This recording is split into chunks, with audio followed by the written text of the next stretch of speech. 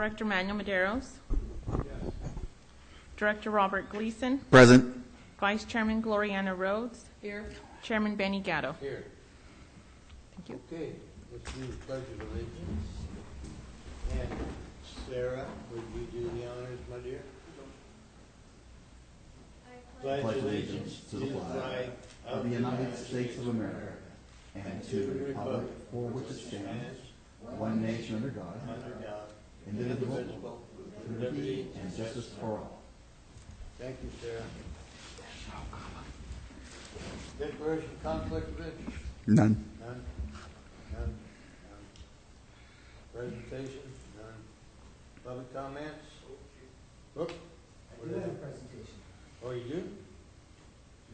How come you got none on the agenda? Oh, cool. I'm sorry. Oh, We did have a presentation for El Nino preparedness. yeah. City council did it last night. Yeah. Correct. This one's going to be a little bit different because we don't have as much responsibility as they do, but we'll continue. So, are we prepared? One of the most likely large-scale events in San Joaquin County is going to be flooding.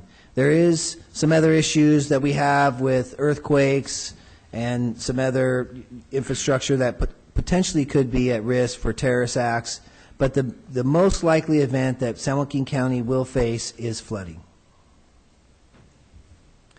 Lathrop-Manteca Fire District has and will continue to train for all water hazards. We work with flood rescue. Chief Madowski has done our training for the last 4 or 5 years. We haven't done anything the last couple years. Flood rescue. We incorporated a dive team.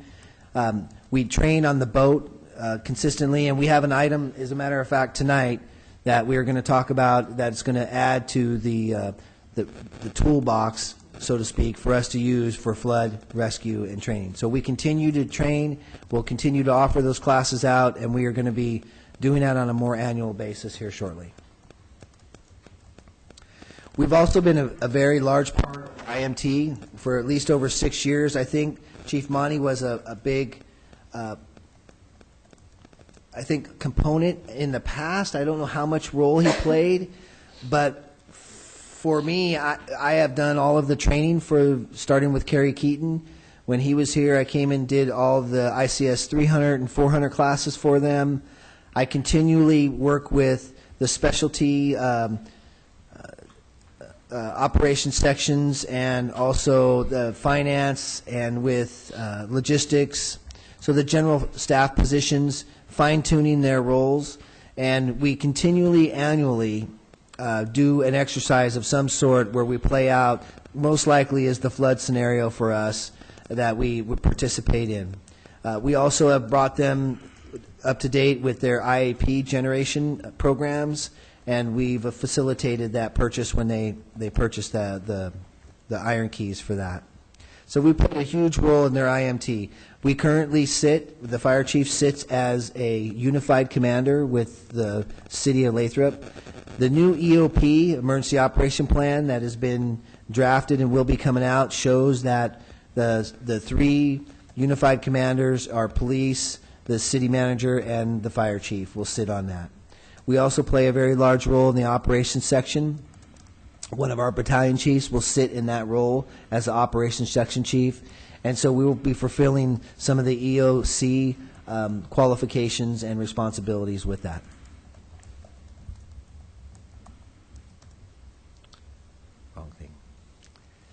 Another thing that we've done in preparing for El Nino and what we've done to prepare for floods in general is the Lathrop-Manteca Fire has provided training to the city of Lathrop personnel with CPR training and also to the citizens in the fire district with CERT training.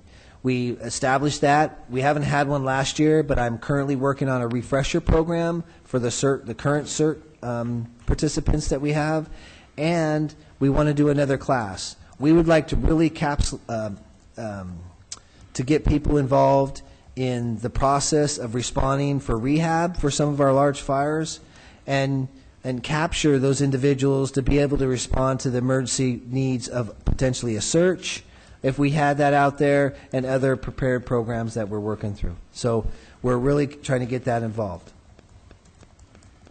So the question is Lathrop-Manteca Fire prepared and trained for a flood incident? We absolutely are. This year's flood potentially, what was said when they did I think somebody came and spoke, I can't remember the individual, sorry.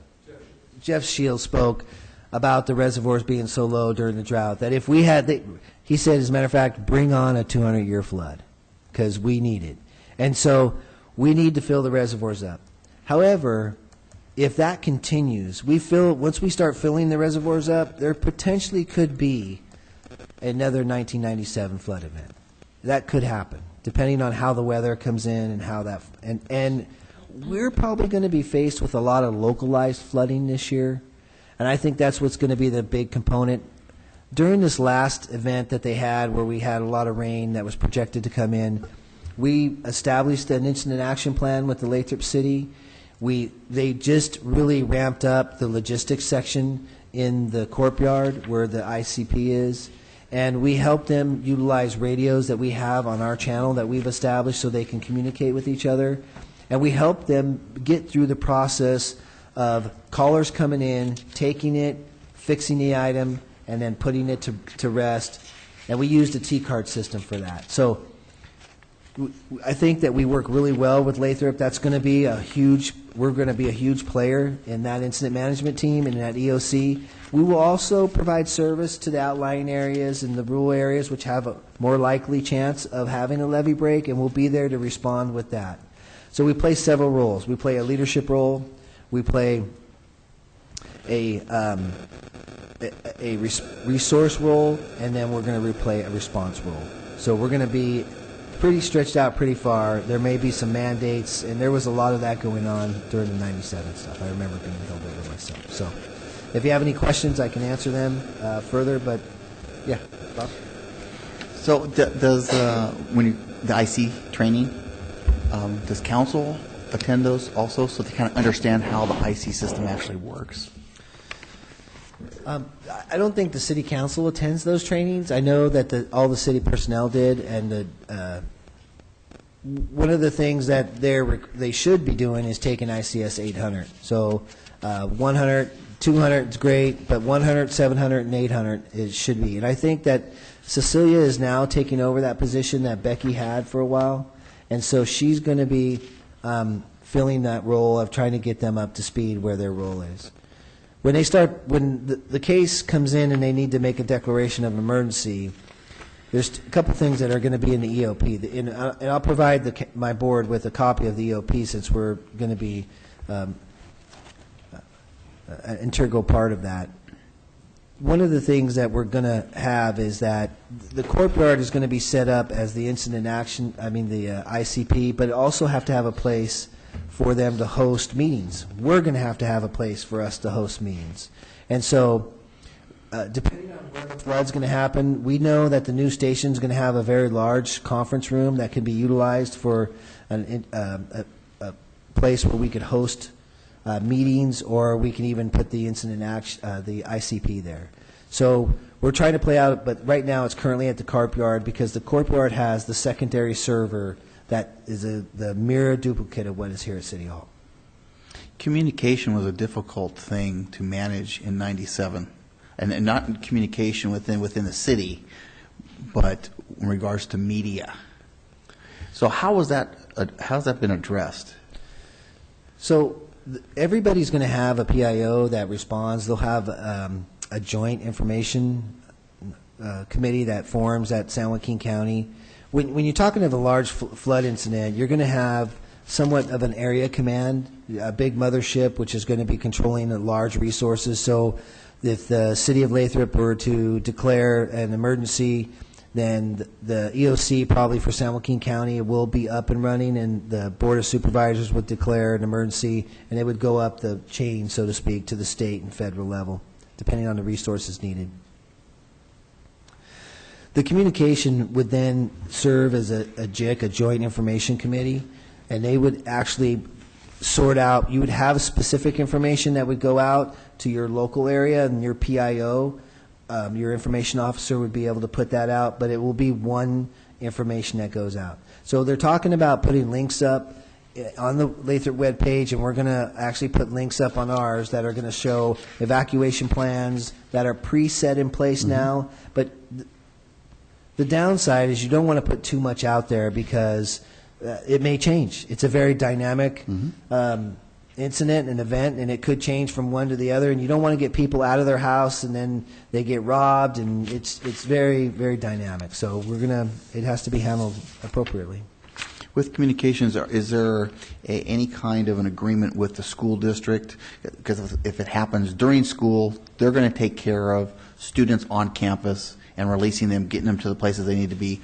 But the notification system that the school uses it's spot on. I mean, at 5:01 every day, I get the homework update from teachers, a text. They do that, the phone calls whenever when LA occurred, hey, we're still up and running, don't worry about it. Those kind of things. Is anything with the city and the school district in regards to being able to touch households, rooftops?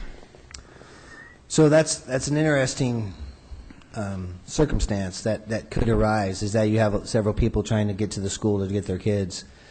The schools are supposed to be self-contained. They're supposed to maintain their own evacuation plan, and they should have that in place. And I believe they're supposed to be either busing the kids off, and I'm not in depth with the school's plan. I'd have to sit down and go over that with Jason. But I know that we are to check with them to make sure that they have the means and the resources to get the students out and to a site where the parents can pick them up. And I believe that that's the role they're supposed to play. Yeah, the REM has that. They don't practice, but they have it all set up. Yeah. It's the thing about practicing. The problem with sending that information out, you can imagine a lot of people are going to try to come get their kids, and then we're trying to evacuate people. It's just going to present a problem all by itself. It'll be a cluster. Yeah. I know infrastructure with the city, with us, it's all behind the scenes going. But what are we doing in regards to really communicating with the rooftops, with the people who are out there in their preparation for stuff? How are we going to get the word out? Council last night spoke about putting it in with the water bill. Is there a way that we can talk to, outline areas, hey, what you can do, what you can prepare for them? The only way that we would be able to do that is send out mailers, and that would be a cost. I mean, we could do that, but we could send out mailers to prepare them. But I could tell you right now, that mailer will probably end up in the bottom of a dike that the farmer's going to put around his own ranch, right? Because that was a problem in '97. They were just taking tractors and putting out dikes all around the ranch to protect themselves, and they did a great job, but they've been there doing it for years, and I'm sure they'll continue to do so. What about our social media? We've got Facebook, and putting it out on our little Facebook thing, hey, be aware, be prepared, putting the links on our little Facebook thing, just to kind of let people know, because there are people, they watch what we do, and they're always, doing their little commenting about where our engines are. Yeah. No, I could see us utilizing that, especially when the event happens or is close to happening, once we get notification of the potential flood event, utilizing that as some sort of notification. We could put little tidbits on there to prepare for El Nino, where sandbags could potentially be gathered from, and evacuation plans where their link are, because it's right on the OES webpage. Yeah, because it's securing your home. Securing your home. What do you do with your pets? That very rarely is that addressed. And even with when there's a large fire incident, that working with animals and is it's worrisome when we got large animals. We got lots of dogs, cats, those kinds of things. What are they doing? They're not going to go to the shelter with you. So providing that kind of information. A lot of those decisions will be made because nobody knows where those shelters are going to be, right? Yeah. So a lot of those decisions will be made at the time when the event's in preparation. Because a flood, typically, unless you have a levee break for no reason at all, it's coming and you're preparing for it. So those notifications of where you can take your dogs, where the evacuation sites are going to be. All that will be played out, and it could be done through social media and through emergency broadcast system. And I see it more the role of the city. I mean, we are to respond, help, you know, give input, but it really has to be the city that puts the Absolutely. communication out. Well, Yeah. they'll be the information officer. Yeah. Yeah. They'll have a designated person. And typically, it's been the city clerk, so I would imagine it'll be Teresa. Okay, good. Yeah. Okay. No other questions on that? I have one more thing about CERT, if I could, Mr. Chair, before we Go leave. Search and rescue. Are you looking more with them in regards to ground pounding type of thing, or going into low angle? What's your vision in regards to CERT being used for searches and stuff?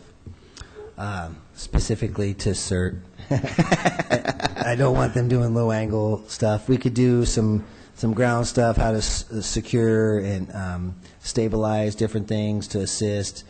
CERT will be very useful for going out and evaluating areas and checking areas and helping us with that process of getting over there and getting that done, and helping their neighbor. The Citizens Emergency Response Team has really been set up so that everybody will help each other. So when you go outside your house and your house is standing but your neighbor's is not, but you can hear them screaming, to go in there and helping them or help them gather their dogs or help them do that. That's really what the nemesis of that program was for. But we'll use them to the best of our ability. What I'm hoping is kind of like what we had discussed when we were in that one training, that everybody works together, because in my vision is, you know, let's say fallen trees. You know, it is the city's responsibility to tell the homeowners what they should do to protect themselves. Once the tree falls, then we got to get the people out from under it. And then the police has to protect the home when there's a big hole in the ceiling. So, you know, Absolutely. but for that, there has to be really good working together, and I think we're there. I think we are. We've come a long way with our coordination with them, and they have really accepted us as a partner in that process. So I'm real happy to be there right now.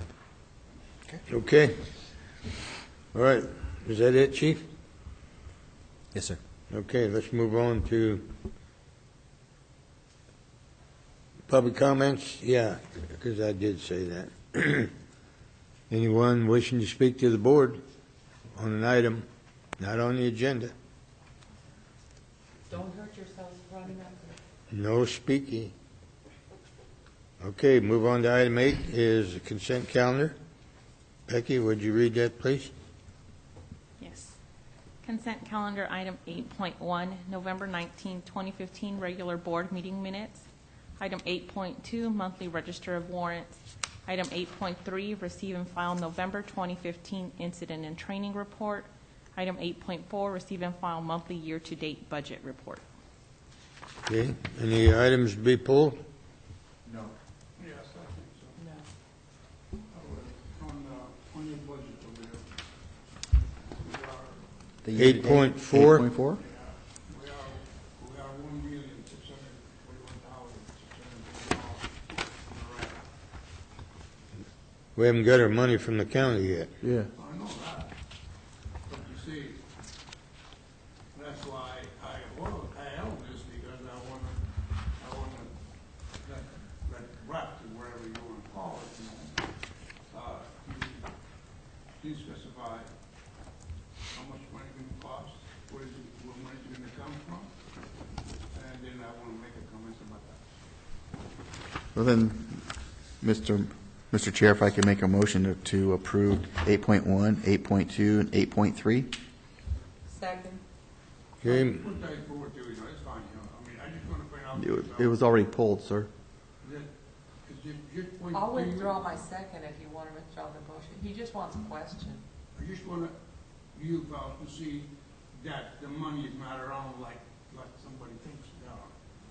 You know, when we are to this, from this time of the year, with this much money in the red, there's something that's. it's a comment, okay? So, Well, I'll amend my motion to include 8.4. 8.4. The control Okay. consent calendar. all I right, amend my second to include that. okay. There's a motion and a second to approve the consent calendar. Roll call, please. Director Maderos? Yes. Director Gleason? Yes. Vice Chairman Rhodes? Yes. Chairman Gatto? Yes. Thank you. Okay, item 9.1 is approve the purchase of an inflatable rescue boat and equipment. I believe Who's the captain of the ship? captain of the ship. So I have Battalion Chief, Acting Battalion Chief Josh Capper is going to be doing the presentation on this. Very good. Good to see you, Josh. Little water droplet. Little water droplet. That's cute. Mr. Chair, Ms. Vice Chair, and Directors, thank you. Acting Battalion Chief Josh Capper. The Chief has requested that I present to you a proposal to purchase an inflatable rescue boat and some equipment. So if you would turn the direction to the PowerPoint slide, and I will go through the background for you. As you may know, that in 2005, the district took delivery of a 20-foot aluminum boat purchased with the grant money provided by the City of Lathrop. This boat, referred to as Boat 31, has been used numerous times along the San Joaquin River and its tributaries, nearby lakes, and on mutual aid requests by other agencies. There's a picture of the boat. I'm sure you're familiar with it. Ms. Rhodes, I believe you still have a picture of you busting a bottle over it. I know. So while Boat 31 has been an invaluable resource for the operational effectiveness of our water rescue program, it still has some limitations that inhibit our effective response. For example, there are many areas of the Delta that are too shallow for the boat to operate in, and those areas have become more pronounced with the ongoing drought. Additionally, we have had water rescue calls where we do not have a viable means of launching the boat, forcing us to leave it behind and work strictly from the shore, thus limiting our operational effectiveness. And finally, as in prior El Nino years, the potential for a large-scale disaster still exists, like Chief alluded to, meaning that an additional water rescue vessel may be quite useful. We could have 2 boats in the water doing what we need to do. Pictures of the 97 flood you're familiar with. In addition, with the increased construction of residences adjacent to several of the lakes and the higher numbers of recreational participants along the lakes and waterways, having an easily deployable water rescue vessel would better serve those constituents. That's a picture of River Islands from the aerial. You can see, obviously, development near the waterways. An inflatable rescue boat can be rolled up and stowed on board an apparatus and deployed on site, regardless of the presence of a launch facility. Inflatable boats are portable and easily maneuverable and would have the ability to transport several people and equipment in the river, on the lakes, or other waterways in and around our jurisdiction. It comes in like a duffel bag, about the size of a large suitcase. That obviously doesn't have a picture of the motor that goes with it, but that would also be portable. Staff recommends that we purchase an inflatable rescue boat and the necessary equipment to place them into service and expand our water rescue abilities to better serve our district's evolving needs. The fiscal impact should probably not be more than $15,000. I would expect it to be less than that, but it should not go above $15,000. That's a picture of an inflatable rescue boat inflated. Any questions for you? Chief, is that with the motor? Yes. Comes with the motor? Yes, we would spec out a motor that would be appropriate for that boat. Okay, and then how many people can, Depending on the size that we get, we're looking at somewhere between 8 to 10 people in the boat. oh, Wow. okay. The ones that we're looking at would hold probably roughly around about 2,400 pounds of payload. Now, the more weight you put in them, the slower they're going to go, but Yeah. we could still do it. And when you're evacuating people or whatnot, speed is not always Yeah. the best. Normally, we would put, say 2 of our own men in there? Yeah, most likely 2 to 3 Yeah. rescuers and some equipment if need be. Yeah. Okay. Sounds good. Any other Mr. Chair, questions? inflating, using our bottles to inflate it? Yeah, they have a mechanism that will allow you to attach it either to a scuba bottle or an SCBA bottle with a quick fill system that will inflate it within a matter of minutes. And how many bottles, 2? Generally speaking, just one. 1 bottle. That's pretty sweet. Gloria? I have some comments to make about this.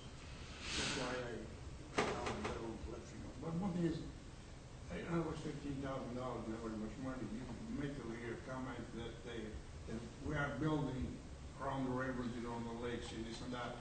So I think maybe that we should ask those people to pay for that, because after all, this is for their own interest. Why shall the taxpayers pay for something because they build their homes by the lake? It's for their own interest. Right. So therefore, they should pay for this. Chief? Yeah. That's one of the things that I do have against this. I don't have against this, that you guys have this. Because you see that, but if you have, they also say that, you need to come up with this, or either the other lakes down, Right. because that's what they're gonna be utilized. They should pay for it. I refer that to the chief. This is my only comment I have to make here. I'm not saying, and another one, then where are we gonna get the $15,000? Which budget we're gonna get it from? The general fund, or That's a great question. So that's a great question, and I'm going to elaborate a little bit on the front end, and then I'm going to give you the answer at the end. So as we collect fees for developments that build in around waterways, one of the government code specifies that we are only allowed to spend fire facility fees on impacts. So if a developer builds something that, let's say, requires us to have a drill to get to it, that's where that money comes into play into spending that. So with this, the developers are absolutely River Islands and Oakwood Shores is another one that are building right next to rivers. They have been paying fire facility fees, and so that's where the money would come from this, out of the fire facility fee account, and that's how it would be. It's an impact that we are facing.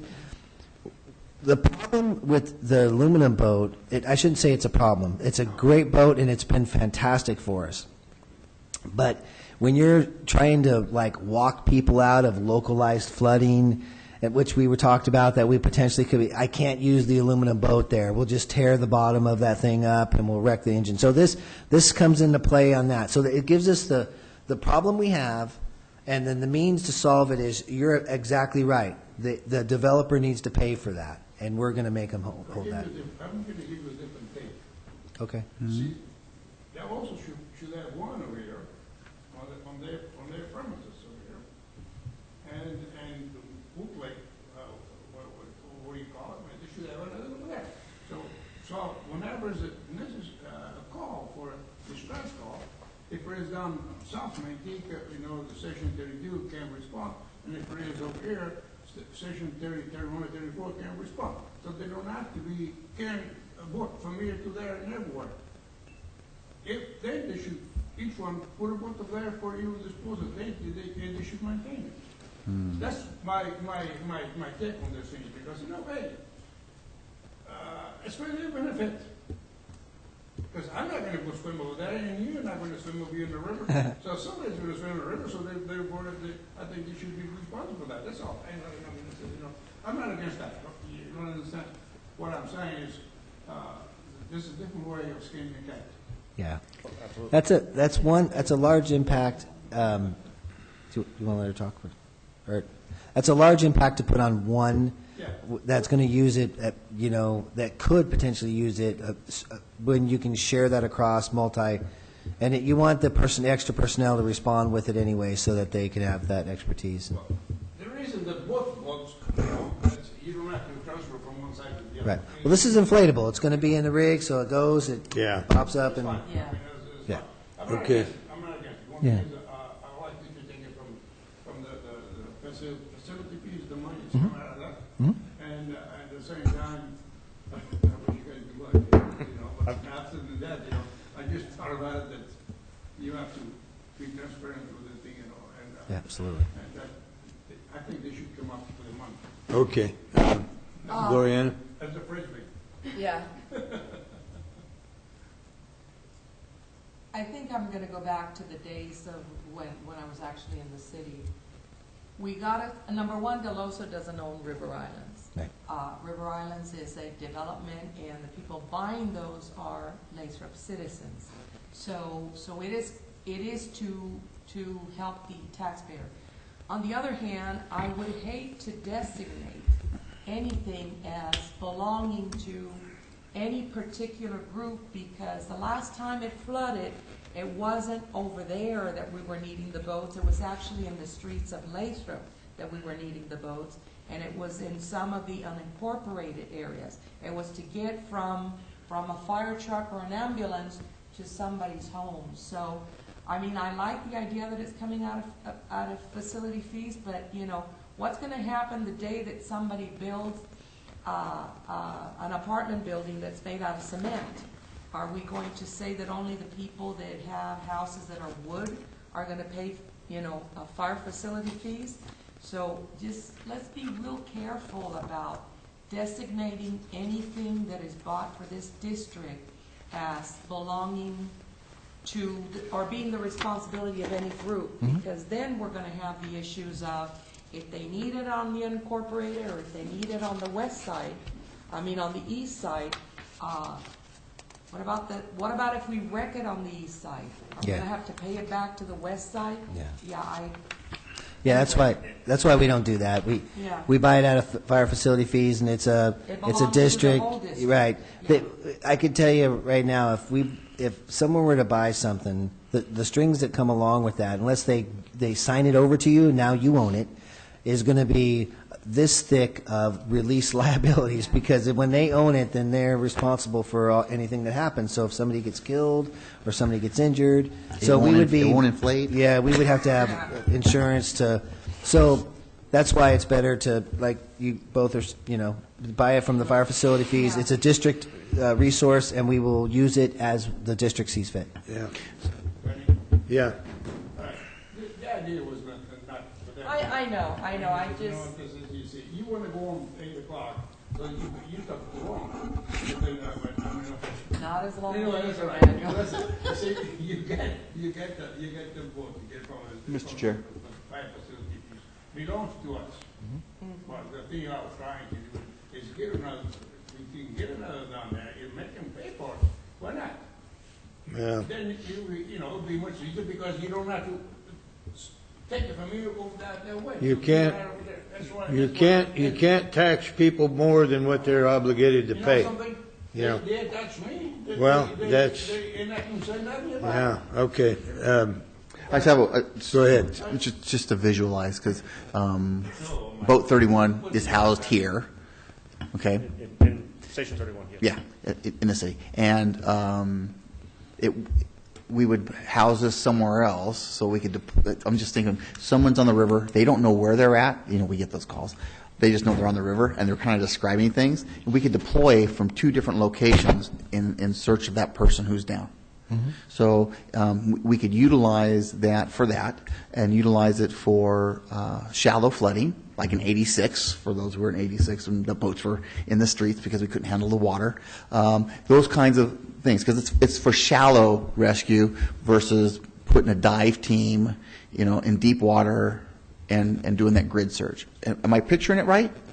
I think for the most part, the boats that we are going to potentially procure, we would be able to use them for dive rescue as well if need be.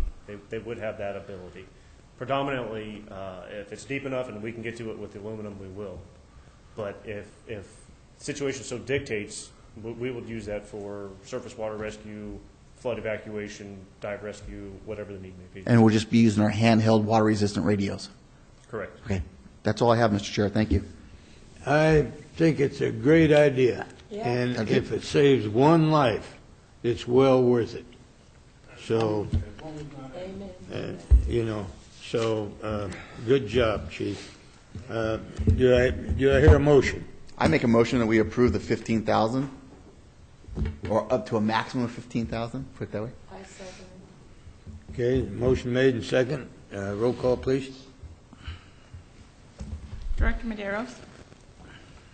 When I left home, I was gonna vote no on this project.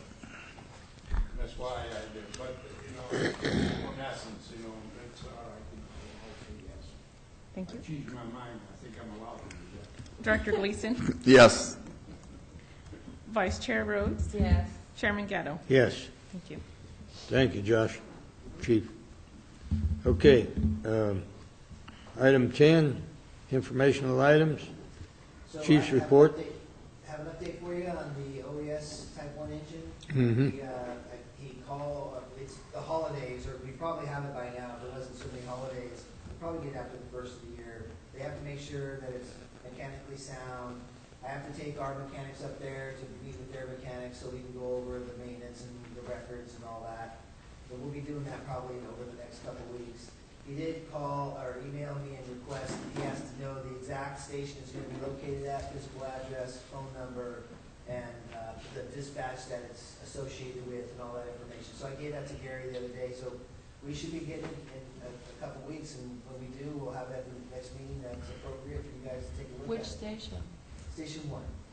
We designate that Station 1, that way we split them up in case we get both strike teams out at the same time, or, you know, one's one and one's, gives everybody a little bit of a Yeah. chance. We're gonna look at maybe some different options on how to staff it too.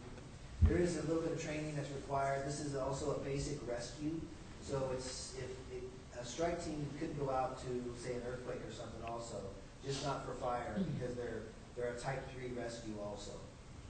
So you have to have Rescue Systems 1 and Low Angle Rescue, which we're going to be really ramping up with Chief Badowski. I've also solicited from the membership, I shouldn't say membership, from the employees of the individuals that want to be trained to a level of instructor, and we're trying to make that an ongoing succession planning process. So we're getting all that taken care of, so we're on board with that. We're getting that done. The truck purchase, we've been looking at trucks because that's the next fire facility fee objective for us to meet is to put a truck in the rural part, I shouldn't say rural, that was wrong. Put it in I don't want to call it Old Lathrop, but that's what everybody refers it to. But it's the legacy Lathrop area where a truck it's been budgeted for out of fire facility fees to put a truck in that area to facilitate some of the large buildings that are being put up all over. So we're working on that. When we get more information, we'll bring it back to you. We have a couple different options we're trying to look at. The update on the rescue equipment, when we purchased the rescue, we did authorize $50,000 for additional equipment. We're starting to get that in, and that we're going to have that available. We also received a donation from Simplot for $16,000. Wow, that's right. And so next meeting, we're going to be They need a thank you card. having the media here they have a big check they're giving us for $16,000 for all our hazmat response stuff. So we're going to have representatives from Simplot here. It was actually. You're going to give them a nice plaque?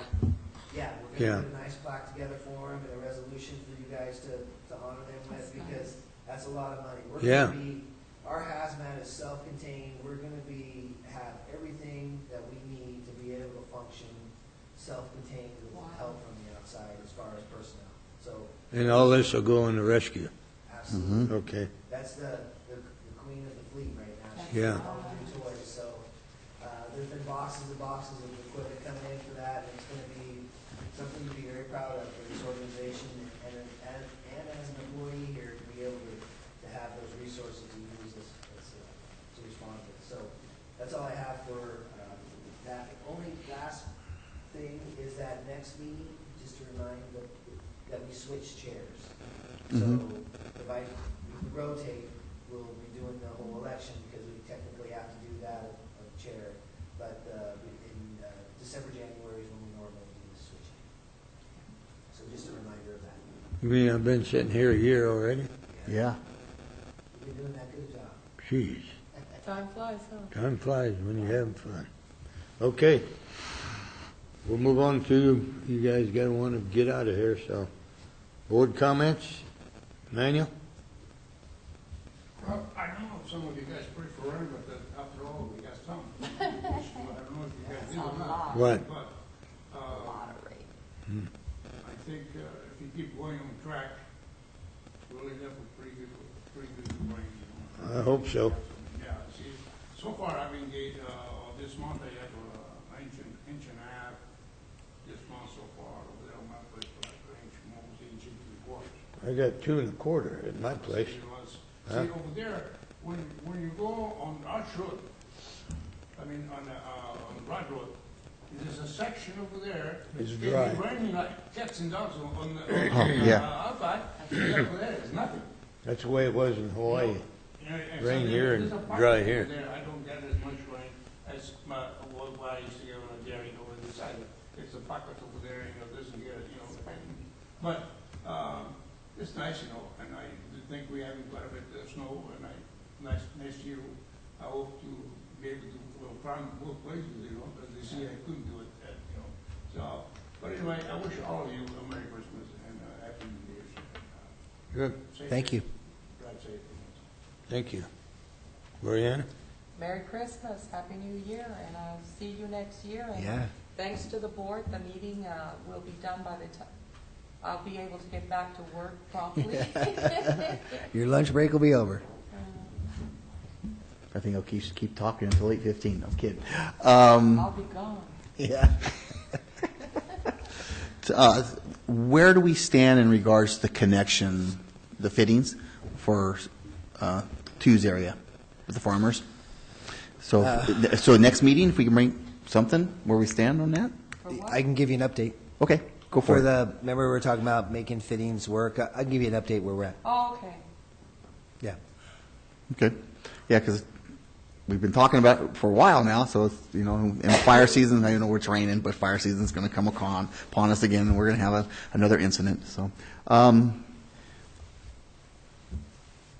sorry I missed the Christmas party. I tried really hard to figure out how I could be in two places at one time, and if anybody can figure out how to do that, let me know. So I was unable to make it, but I want to extend my appreciation for those who plan it. It's an additional burden on the staff to do that, to get everything going with invitations and everything. And I've always had a great time in the past going to them. And so I appreciate the things that you do. I'm just sorry I wasn't unable to attend two events on the same night. And I kind of got to figure, okay, one pays me, and well, one pays me, but one pays all of my bills. And when, you know, so I had, you know, there's some juggling I had to go there. So thank you very much, the staff, for doing that. And I want to do a little comparison, if I can, Mr. Chair, in regards to the presentation on our flooding. Bob, The one to us was a whole lot better. It was nice. Before 8 o'clock, you taking so long time. Thank you. But the chief did a good one last night. But our presentation was a little more in depth and so much better. Yeah. So appreciate that, Chief, what you're doing. Merry Christmas. I want the guys and the young lady out there. Merry Christmas. Have a great New Year. Take it back to the rank and file to please be safe. Crazies are going to surface. We've got a full moon coming up on Friday. So be safe on Christmas. And with that, that's all I have to miss. Thank you. Okay. I just want to reiterate what the rest of the board says. Merry Christmas and Happy New Year to you folks. You did a phenomenal job this year. Keep up the good work for next year. Josh, good presentation and very good idea, Don't make it too often. you know. And, Every So- time they're asking for money, right? yeah. So with that, no other business before the board. We'll adjourn this meeting till January 21st. Yay. Okay. All right. Thank you. Meeting adjourned. Let me head out. Go back to work.